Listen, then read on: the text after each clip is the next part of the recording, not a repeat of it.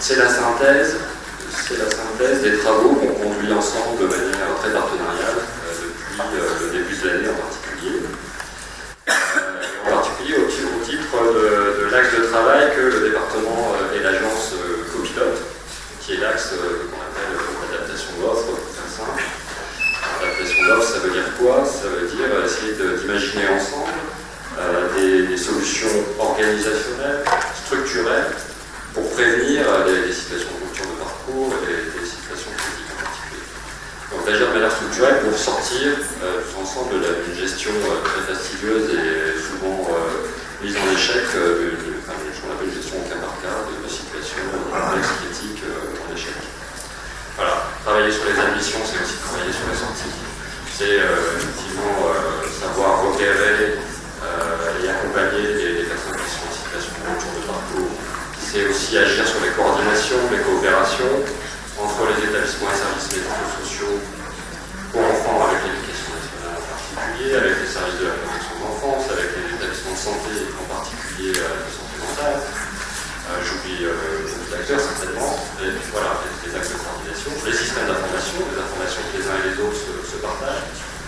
Donc un sujet qui au départ est peut-être un peu restreint, c'est considérablement enrichi grâce à vous.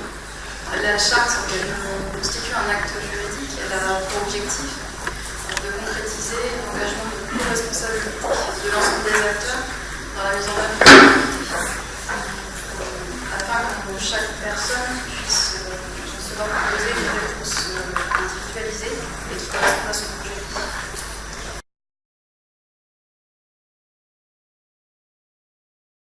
Il y a 4 critères de priorisation de nos attentes qui sont intéressantes, que nous pouvons nous emparer dès à présent, qui sont le degré d'éloignement du milieu ordinaire et le critère majeur retenu pour privilégier l'accès à l'offre médico-sociale. Donc ça revient à ce qu'on disait Séraphin, d'abord et avant tout, on pense milieu ordinaire et en second lieu milieu protégé. L'environnement de la personne en termes de ressources familiales, sociales et de territoire est également un critère à prendre en compte dans la priorisation. Donc ça c'est le deuxième critère. Moins la personne dispose d'un environnement soutenant, plus l'accueil en SMS est justifié. Le troisième critère, qui est la proximité géographique entre le domicile et l'établissement, est favorisée autant que faire se peut. C'est sûr que les bons trajets, c'est pas le mieux pour nous accueillir. Et dernier critère, en cas de problème, j'allais dire, en l'ordre chronologique de demande d'admission, n'a de sens qu'un cas de partage des situations équivalentes.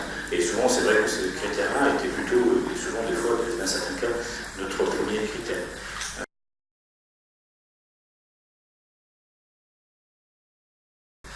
Et j'aime bien, moi, dans la démarche de la RAPT, justement, que l'on puisse demander à nos établissements d'être très attentifs à ces familles et d'être, j'allais dire, proactifs pour aller les rencontrer, pour pouvoir leur dire « vous n'êtes pas oubliés ».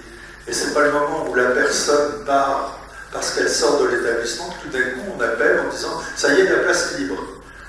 Il a pu passer 4 mois, 6 mois, 1 an, 2 ans. Et c'est là où l'attente est longue. Et donc je crois qu'on a une responsabilité. J'aime bien la manière dont c'est écrit dans la charte. Je trouve que quand on dit un suivi qualitatif, je crois que c'est important, c'est pas simplement administratif. C'est qualitatif. Et je vais presque dire une dimension d'abord humaine.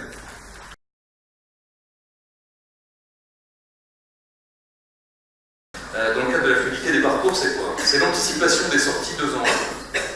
C'est une alerte sur la criticité des parcours ou des personnes qui ne sont pas encore intégrées dans les établissements, mais qu'on a pu rencontrer dans une démarche intermédiaire, et donc on s'aperçoit qu'à défaut d'avoir des solutions ou des places, ou des débuts de places, on puisse garder un contact avec les personnes pour venir évaluer si la situation se dégrade ou pas, parce qu'on est au service de ça. Et que s'il y avait une situation qui se dégrade, il nous appartient de saisir l'espace de la RAPT pour qu'effectivement on ait une accélération des processus et qu'on trouve des solutions pour ne mettre personne en danger. Si on parle de nouveaux partenaires, si on parle de nouveaux modèles, il y a 2 systèmes d'intégrer ces changements. Soit on fait de la résistance, soit on fait de la résilience. Personnellement, la résilience me plaît bien parce qu'on part d'une situation qu'on subit, qu'on a l'impression de subir, avec des données contraintes. Elles peuvent être budgétaires, elles peuvent être sociales, sociétales. On sait qu'on a du mal à avoir des personnels médicaux, paramédicaux. Il y a une raréfaction et pourtant on a des besoins en termes de soins. On va parler vrai, on le sait. C'est d'autant plus vrai qu'il nous faut coopérer. C'est-à-dire que si des collègues ici ont la chance sur un territoire donné d'avoir un temps de psychologue, d'ergour, de médecin psychiatre, pour appuyer là où ça fait mal, effectivement il faut qu'on se le partage parce qu'il n'appartient à personne si ce n'est à la personne qui en a besoin. Et je crois que cette dimension-là, c'est une philosophie, c'est un état d'esprit qui doit nous permettre ensemble d'être en responsabilité. C'est-à-dire qu'on n'est plus uniquement dans l'ère des patates chaudes, où on fait passer d'établissement en établissement ces situations compliquées qui nous font voler en éclats les situations, et c'est vrai, on les subit tous les jours. Et je voulais saluer ici à nouveau le travail des équipes parce qu'elles sont, je le redis, en première ligne, et il nous faut nous donner les moyens d'accompagner ce travail-là. Et c'est donc dans une co-responsabilité, d'où l'idée des vagues, qu'on peut trouver des solutions à des trajectoires complexes.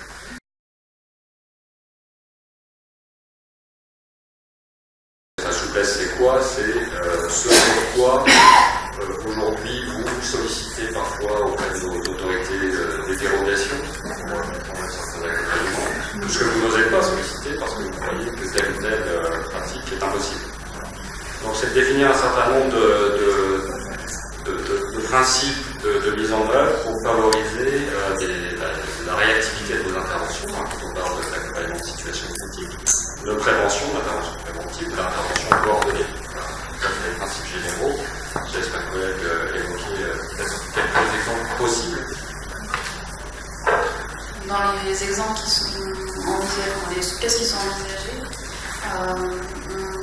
on propose par exemple que plusieurs établissements de services puissent accompagner alternativement une même personne, c'est-à-dire qu'un établissement puisse prendre en charge par exemple 2 jours et un autre établissement 3 jours. Ça peut aussi permettre aux établissements d'avoir recours au sureffectif sans solliciter